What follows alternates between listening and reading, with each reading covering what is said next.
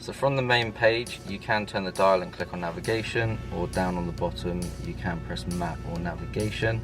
Navigation will take you straight to here. We can enter a destination, you can go on quick search and you can type in a postcode, an address or a city. You can do this by voice or turning the dial and pressing the letters.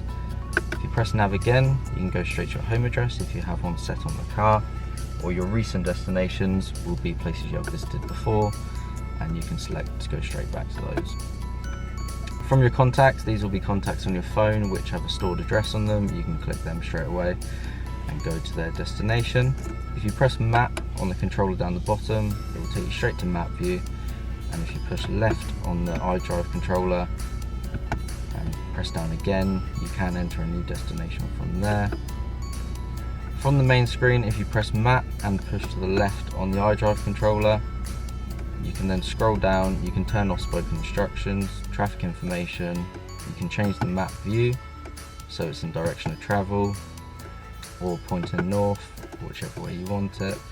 And then you can have an interactive map where with the controller you can choose which way you want to go, and you can actually explore the map when you're sat in your car.